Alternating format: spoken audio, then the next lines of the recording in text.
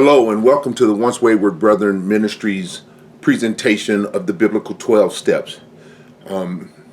Before we get involved in what we're going to be talking about tonight, let's take a moment to take care of the housekeeping. You can reach Once Wayward at area code 414. The number is 982-5604. Again, that's area code 414. The number is 982-5604. This particular presentation is being videotaped and will be placed out on the Once Wayward Brethren Facebook page as well as the Once Wayward YouTube page. In order to get to the Once Wayward Brethren Ministries Facebook page, all you need to do is go out and to Facebook and type Once Wayward Brethren, and it will come up and bring you directly to the page. Asking that you like you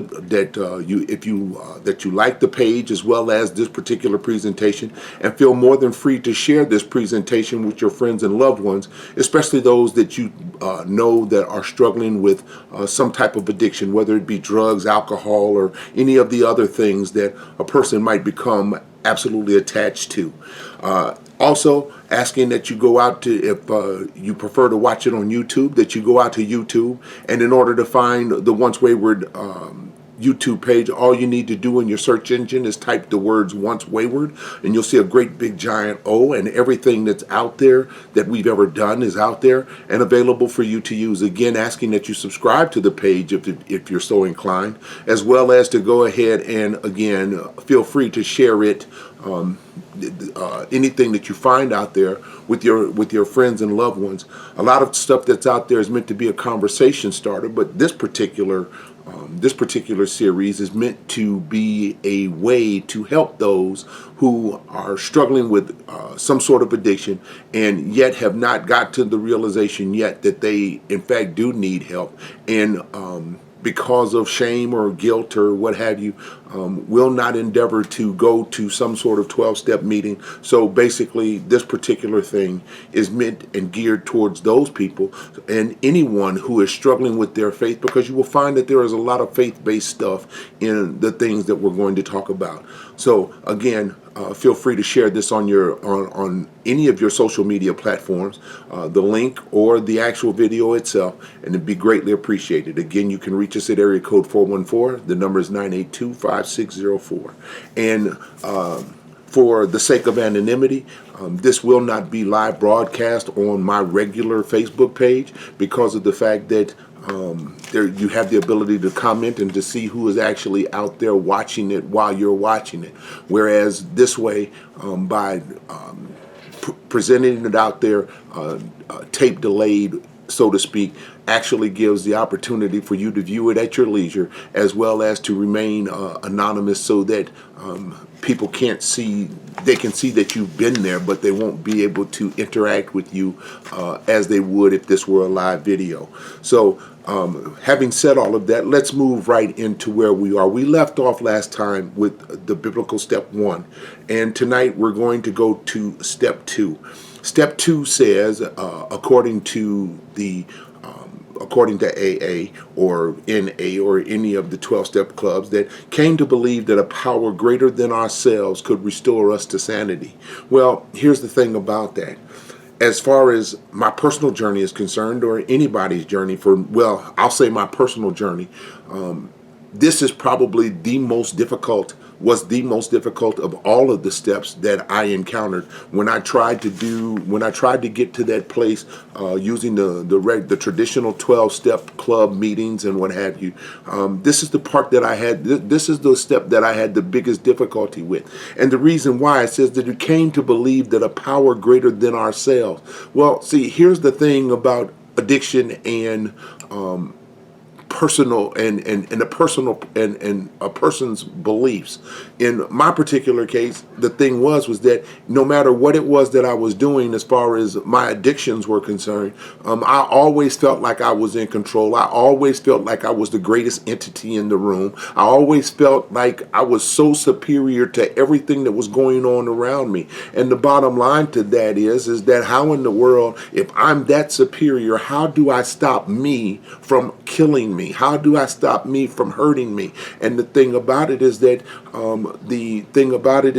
we talk about the 12 steps talks about a power greater than yourself, but doesn't necessarily specify who it is. And for me personally, it wasn't until I got to the understanding that God could and would if he were sought, and that the God that I serve actually took on human flesh, came to this world, and actually walked amongst us, understood everything it is that we were going on, and that person's name is Jesus Christ. And the thing about it is that I came to believe that that power that was much greater than me, the God of the universe, the God who created the universe, the God who holds time in his hands, that person is far greater than I could ever be. And I found myself being at that place. I finally found myself at that place where I could acknowledge the fact that there was something and someone that was far greater than me, that was more important than me, that was more loving to me than me. And that's one of the biggest things that happens with those people, with people that are addicted to drugs and alcohol, is that they get to the point where they no longer love themselves because of the fact that the cycle, they have no way of breaking the cycle. But once they get introduced to a power that is greater than themselves, then they have the ability to do whatever it is that's called upon them to do in order for them to be able to get to that place where they are, where their belief system has actually gotten them to the place where they now have hope. And it's the hope of that power greater than ourselves, using the power that he has in order to help us to get to that place where we think that we should go. There's quite a few scriptures that I have tonight, and I'm going to give you the scriptures. I'll give you the scriptures and just a brief synopsis on them because of the fact that there are so many of them. One of them is Matthew chapter 15, verse 28. And actually what was happening was that the woman came to him whose daughter was sick, and she came to him and said, Lord, I want you to heal my daughter. Jesus said to her, woman, you have great faith. Your request is granted. And again, I'm using the New Living Translation. And her daughter was healed at that moment. See, the thing about it is when we start talking about came to believe, not only are we talking about hope, but we're also talking about faith. The hope is that I'm going to be able to stop using. My faith says that God can help me to stop using. God can direct me in a way that will help me to stop using, and I can get to that place where I need to go. So, in doing that, what it is that when I say that I came to believe, it means that right now at this particular point, I have changed my mind about who I am. I no longer look in the mirror and see myself as the God of my own understanding. What it is that I see is a weak and fallible human being in need of God helping me to get to that place that I need to go. The next one is Romans 4:18 through 21. And very basically, Paul says about Abraham that he hoped against hope, and that while his body was old, he still yet believed and trusted that God was going to do the things that he said that were promised, and was going to give him a son of the promise so that he might be able to fulfill all of the things that God had said to him. And the thing was that he believed God, and it was counted to him for righteousness. And it was in the counting of that as a righteousness that led to the obedience necessary for him to be restored to who it was that God, for him to be led into who it is that God had announced him to be, the father of many nations. So the thing is that as we start believing, and we get to that place where when we believe that first and foremost that we have a higher power, then we get to the place where we actually can start beginning to rely on that higher power. Then as we continue to go, we look at Mark chapter 10, verses 49 through 52, where the blind man is calling out, and Jesus tells the people to bring the blind man to him. And the blind man says to him, Rabbi, I want to see. And Jesus said, your faith has healed you. Again, the thing is that one of the things that happens is that when a person is addicted to drugs, alcohol, or any other mood or mind altering substances, one of the things that happens is that the person gets to that place where they are actually more self-centered than other-centered. The wonderful thing about the wonderful thing about getting clean, getting sober, getting straight, is that we get to that place where we start being more concerned about other people than we are about ourselves. Because the self-centeredness that goes with mood and mind altering drugs says that I have to have everything that I have to have what I want, when I want it, when I want it, because I want it, and there's nothing that you can do or say that's going to stop me from going to go get that thing, whatever it may happen to be.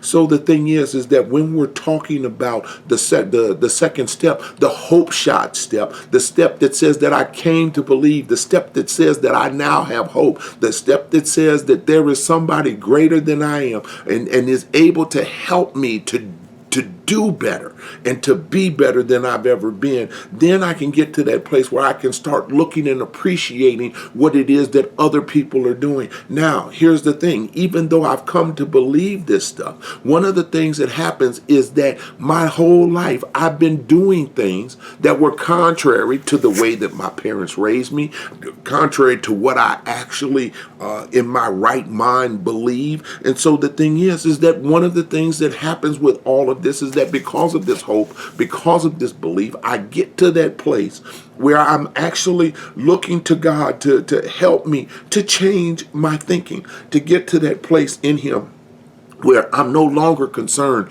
about where I'm going to get the next drug or the next drink or whatever it is that happens to be. My concern at this particular point now is is the beginning to look inwardly so that I can actually communicate with the God that I serve. So when I'm looking at this thing, when I'm looking at what it is that God is doing for me, then I can understand that this hope that I now have is something that I haven't experienced since the day before I picked up that first mood or mind altering substance. So the thing is that I don't know. I'm at that place now where I'm understanding that because of the fact that I have a higher power, I no longer have to walk this thing out by myself. And the thing is that now I am beginning to see, because the Mark 10:49 and 52 at the end of this, it says that your faith has healed you, and immediately he received his sight. So the minute that I begin to believe that God can actually help me,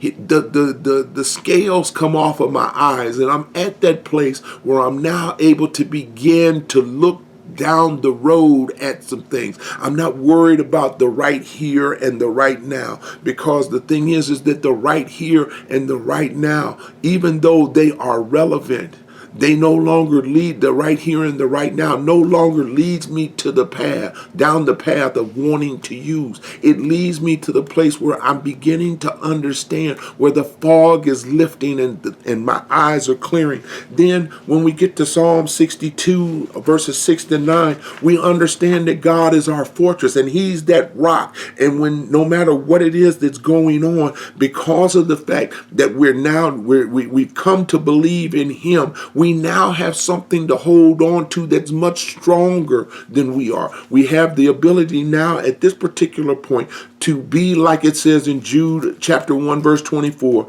we are able to turn to Him, because He is able to keep us from stumbling, and He's able to present us to Himself without fault and with great joy. So we're able to do these things that that once upon a time we were no longer able to do. So the thing is that when we start looking at God, for His majesty, for His power, for His presence, then we get to that place where we understand that, like it says in Psalm 18 and 2, that the Lord is my rock and my fortress and my deliverer, meaning that I've come to believe that God can rescue me. God can get me God can take me by the scruff of the neck, if you will, and grab me and take me and pick me up and move me away from all of the things that I was doing, that all of the things that I would do in order to secure my drug of choice, or whatever it was that my addiction called for. So the thing is that what happens with that is we now understand as addicted people that we're no longer the butt of somebody's jokes. We're no longer out there doing any and everything in order to satisfy the next thing that happens, because the thing is that we've come to believe, we have hope in knowing the fact that God is going to provide us with the protection and the things that we need in order to in order to be successful. And so that is and that's what's supposed to happen. And because of that, when that happens, we get to that place where we're now able to look and say that, look, I understand that from step one that I admitted that I was powerless, and that I admitted that I was powerless, and that my life had become unmanageable. I'm able to say that. I'm able to say that I had no manageability. But in this step, the hope step, I'm now saying that even though my life is unmanageable, Jesus said, take my yoke upon you, meaning that he's going to walk with you side by side down this road to get you from where it was that you were before. You were headed towards the darkness. Now you're doing a 180 and you're turning, and now you're beginning to walk to the light. Nobody's saying that it's going to be easy, but what it is that we are saying is that very simply, that because you have come to believe that Jesus is Lord, that he is more powerful than you ever could be, that he has the ability to overcome sin, death, evil, darkness, all of those things, because he has the ability to do that, that if you are yoked with him, he is walking beside you. He has you. He is taking half of your burden. You don't have to carry all of this by yourself, but knowing that you have a Savior, that and Lord, a God that wants to walk along beside you, you have the ability now to understand that all of the things that you did before were leading you into madness, were leading you into darkness, and he has the ability to help you to do that. And so therefore, as children of flesh and blood, we understand that Jesus partook of the same things because of the fact that the Word, as the Bible says, and the Word became flesh and dwelt among us. He came and he understands what it is that we go through as human beings. And the thing about it is that in most cases, it was some sort of traumatic incident or something or some sort of perceived weakness or self-esteem problem that actually led us to using drugs and alcohol or whatever it was in the first place. But the wonderful thing about it is that God is saying to you that he has the ability to restore you. The Bible declares that Jesus is a healer. The Bible declares that Jesus has the ability to speak a word into your life and to get you to that place where you're no longer able to do the thing, no longer wanting to do the things that you had done before. That's the restoration to sanity. So this second step is the step that is full of hope. It is the step that is full of restoration. It is the step that one must take in order to get to that place, because the truth of it is that as a using addict of any kind, what we had done was we had declared that we were the lords of our lives and that we knew better than the God that made us as to what it was that we needed in order to be successful, as to what it was that we needed in order to be happy, in order to satisfy our needs and our wants and our desires. We knew better. And because of that, because of the fact that we had fallen into the same sin that Satan committed, that got him, that Lucifer committed, that got him kicked out of heaven. Here we are with all of this pride and all of these other things. Do you understand how humbling it is to say that somebody is stronger than you, somebody is smarter than you, somebody is more humble than you are, somebody is more prepared than you are, when you think that when in your head and in your heart you feel as if There is no one that compares to you.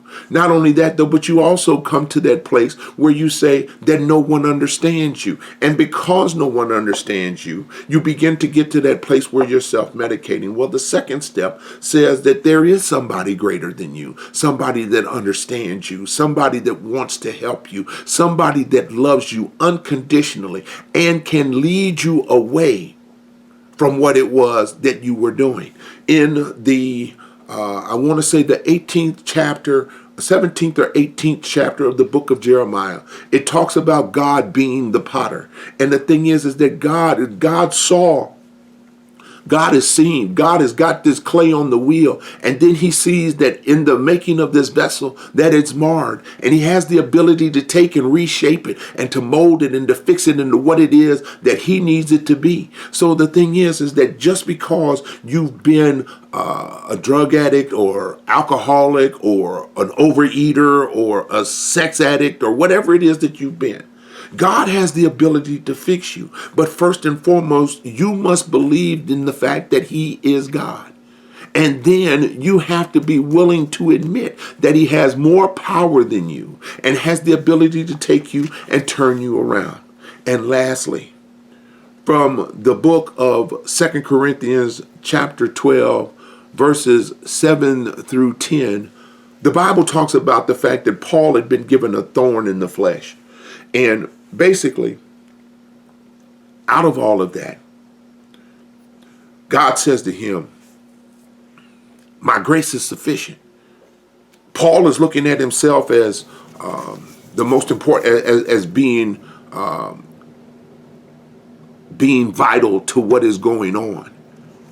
And when I read it, I see where there is a bit of self-sufficiency involved in all of that. The adage goes that no man is an island and he doesn't accomplish anything in and of himself and on his own. But God is saying to Paul that his grace is sufficient, no matter what it is that you happen to be going through. I came to believe that a power greater than myself could restore me to sanity. A power greater than myself, meaning that I had to admit that there was a weakness. And in verse 10 of 2 Corinthians chapter 12, it says that when I am weak, then am I strong. And the reason why he is strong is because he has gotten to that place where he has come to believe that God is that power that is greater than himself, that has the ability to sustain him, to restore him, to rejuvenate him, to revitalize him, and to get him to that place where he is able to serve him in such a way where he's able to do the things that need to be done in order for him to have turned completely away from the road that he was taking. And the thing about it is that, are you willing to take that road? Are you willing to put your life in God's hands? Are you willing to admit that God knows you better than you know yourself? And are you willing to admit that because your life had been unmanageable, that there were some things that you were doing that were totally insane, that were against the way that you were raised, against the way that you believe, against the way that you think, against the way that you were taught? Those things have gone by the wayside in your active addiction. But in coming back to where it is that God would have you to go, God has the ability to restore you to sanity. But the thing is that, like it says, came to believe. You must believe that God could and would if he was sought. May God bless and keep you, and we'll talk to you.